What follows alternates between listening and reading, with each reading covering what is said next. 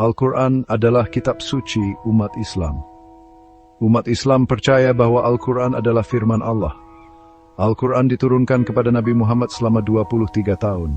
Sebagai firman Allah, Al-Quran memiliki otoritas tertinggi dalam hukum Islam.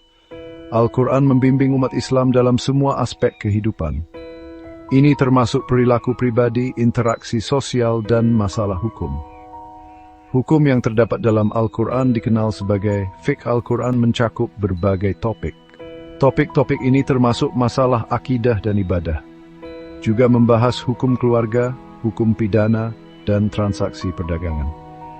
Beberapa ayat memberikan pernyataan hukum yang jelas. Ayat lainnya memberikan prinsip-prinsip umum. Prinsip-prinsip ini memerlukan interpretasi dan penerapan lebih lanjut. Al-Quran menekankan keadilan, kasih sayang, dan kejujuran. Al-Quran melarang penindasan dan ketidakadilan dalam segala bentuk. Al-Quran mendorong umat Islam untuk hidup dengan kebajikan dan kebenaran. Ajaran Al-Quran bertujuan untuk menciptakan masyarakat yang adil dan setara. Ini didasarkan pada prinsip-prinsip petunjuk Tuhan. Al-Quran bukan hanya kitab hukum. Al-Quran adalah panduan untuk kehidupan yang bermakna dan memuaskan. Al-Quran mengajarkan umat Islam bagaimana hidup harmonis dengan Tuhan, diri mereka sendiri, dan orang lain. Ajarannya abadi dan universal. Ajaran disiplinnya terus menginspirasi dan bimbing umat Islam di seluruh dunia. Al-Quran menetapkan prinsip-prinsip dasar, tetapi seringkali menggunakan bahasa yang ringkas. Disinilah sunnah berperan. Sunnah mengacu pada ajaran, tindakan, dan persetujuan Nabi Muhammad. Sunnah bertindak sebagai panduan praktis untuk memahami dan menerapkan ajaran Al-Quran. Misalnya, Al-Quran memerintahkan umat Islam untuk sholat. Namun Al-Quran tidak menjelaskan secara spesifik metode atau waktu sholat. Praktik Nabi Muhammad, sebagaimana tercatat dalam sunnah, memberikan detail-detail ini. Sunnah menunjukkan kepada umat Islam bagaimana melakukan ritual sholat dengan benar. Sunnah memberikan contoh yang jelas untuk diikuti. Sunnah juga menjelaskan arti dari ayat-ayat tertentu dalam Al-Quran. Terkadang Al-Quran menggunakan bahasa kiasan atau membahas konteks sejarah tertentu. Sunnah membantu untuk memahami ayat-ayat ini dalam konteks yang tepat. Ini memastikan bahwa umat Islam menerapkan ajaran Al-Quran dengan benar. Al-Quran dan Sunnah adalah sumber hukum Islam yang tak terpisahkan. Keduanya saling melengkapi dan memperkuat satu sama lain. Memahami keduanya penting bagi umat Islam untuk menjalani hidup yang menyenangkan Tuhan.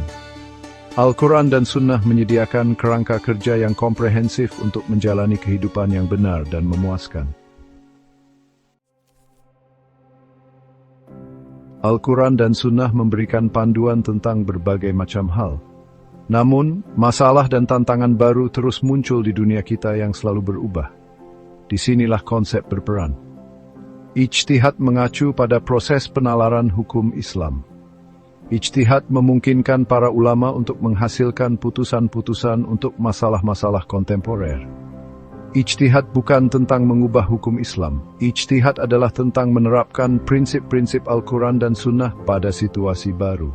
Ini membutuhkan pengetahuan yang mendalam, analisis yang cermat, dan penilaian yang baik. Para ulama mempertimbangkan semua faktor yang relevan dan berusaha untuk mencapai putusan yang sejalan dengan semangat ajaran Islam. Misalnya, transplantasi organ bukanlah praktik yang dikenal pada zaman Nabi.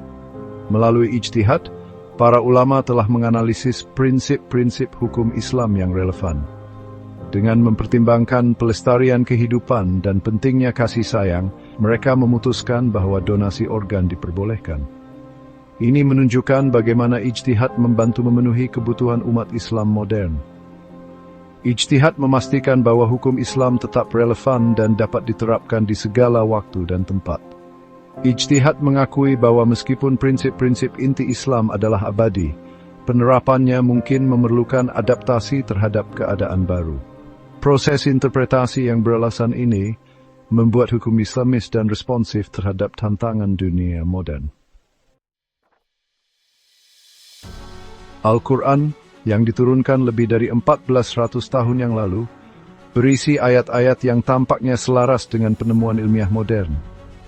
Ayat-ayat ini menggambarkan fenomena alam dengan akurasi yang tidak diketahui pada saat itu. Ini dilihat oleh banyak orang sebagai bukti asal-usul ilahi Al-Quran. Misalnya, Al-Quran berbicara tentang perluasan alam semesta. Konsep ini baru dikonfirmasi oleh para ilmuwan di abad ke-20. Al-Quran juga menyebutkan tahapan perkembangan embrio dengan presisi yang luar biasa. Wawasan ilmiah ini, yang diungkapkan berabad-abad sebelum konfirmasi ilmiahnya, memperkuat keyakinan pada sifat ilahi Al-Quran. Bahasa Al-Quran adalah aspek lain dari keajaibannya. Diwahyukan dalam bahasa Arab, Al-Quran dianggap sebagai puncak kefasihan bahasa Arab. Ayat-ayatnya ritmis dan kuat. Ayat-ayat tersebut memiliki dampak yang mendalam bagi mereka yang mendengarnya. Keindahan linguistik Al-Quran dipandang sebagai tanda asal-usul ilahinya. Dampak Al-Quran melampaui signifikansi religiusnya. Al-Quran telah menginspirasi banyak karya seni, sastra, dan arsitektur. Ajarannya tentang pengetahuan dan akal telah menyebabkan kemajuan di berbagai bidang. Kitab abadi ini terus membentuk kehidupan jutaan orang. Al-Quran berfungsi sebagai cahaya penuntun bagi umat manusia.